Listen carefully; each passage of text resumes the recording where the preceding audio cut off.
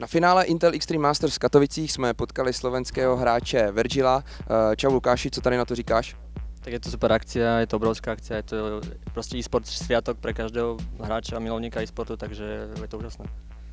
Utkalo se tady 12 týmů z celého světa, my teď před sebou máme finále, takže si trochu zhrneme, jak to celé probíhalo. Včera jsme viděli kvalitní zápasy playoff, takže pojďme si k tomu říct něco. Tam první zápas byl Tempostorm Navi a druhý Fnatic Virtus Pro. Tak Tempostorm versus Navi, to bol dosť vyrovnaný zápas, tam som vypichol asi najviac Hennyho, ktorý dokázal, že aj na lane dokáže zahrať výborne, takisto ako aj na online, lebo dosť veľa ľudí si myslelo, že nebude taký dobrý, ale to bolo také dosť vyrovnané a nakoniec postupili Navi, ako skúsenejší tým proste vyhral. Virtus Pro bohužel před domácím publikem nedokázali podat 100% výkon, trošku smutné pro celou akci, ale fanatici zatím hrají famózně, takže k tomuhle zápasu něco? Tak Virtus Pro bolo očakávané, že fanúšikovia budú veľká podpora. Proste to je neuveriteľné, čo sa tam dialo v tom kotli a bohužiaľ to nestačilo. Proste Virtus Pro, aj keď cítili tú podporu a dokonca bolo vidno, že ako fanúšikovia ich doslova milujú a tú Polsku sú neskutoční ľudia, tak nestačilo to proste. Nemohli sa nakopnúť, nemohli sa chytiť v tom zápase a Fnatic využili celkovo svoju sílu a úplně udupali prostě. To bylo smutné právě. Zůstali pak poslední 4 týmy, my samozřejmě jsme drželi nejvíc palce Guardianovi, no a ten si teda nakonec zuby vylámal na té brazilské čokoládě, takže ty jsi fanoušek Luminosity, ty si z toho určitě užil, ale pojďme jakoby k téhle bitvě taky něco říct.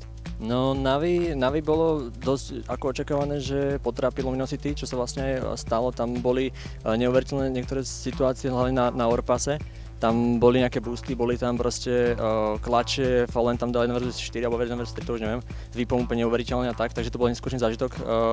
A ja som rád, že vyhral Luminosity, samozrejme, ale ako nami sa snažilo a bol to úžasný zážitok proste. Práve byť tam v tej hale a vidieť, ako sa snažia ako proste zahrali a všetko to okolo. Poslední zápas nám začal docela dost pozdě, ale ono se není čemu divit, když se prostě hrajou prodloužení Decidery, tak samozřejmě to trvá ten turnaj, takže Astralis, Fnatic, Astralis se snažili, no ale nakonec Fnatic opět ve finále. No, Astralis Fnatic to bolo také, že Fnatic už bol rozbehnutý z Virtus Pro, takže proste to ego a celkový ten štýl je taký neuveriteľný, že proste ľudia seba divajú a nechápu, že ako to môže vôbec niekto takto robiť. Ale stalo sa zázrak, že Astralis zadupali Fnatic práve na keči, čo som ako dosť neočakával, no a potom som vlastne išiel do poslednej mapy, kde už to bolo v pohode, to bolo Inferno, ale zakopli proste Fnatic, takže sa dajú poraziť, čo je výborná správa vlastne do toho finále potom.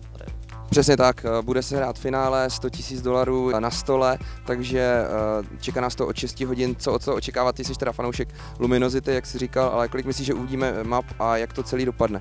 Tak ja si osobne myslím, že ja som teda ako fanúšik není len Luminosity, ja mám rád aj Olofa, celkovo aj Fnatic a ich štýl, ale Luminosity by si to zaslúžilo proste za to všetko, čo robí, áno, presne tak. A vlastne celkovo tá hra, Luminosity porazil Fnatic už, takže sa dá predpovedať, že ja by som čakal proste dokonca 5 map a proste úplne že vyrovnaných a úplne sa to vyvrbiť nakoniec na 5. mape a bude to úplne úžasné, akože teším sa na to, fakt sa na to teším. Super, takže já ti děkuju a doufám, že si společně užijeme skvělý finále.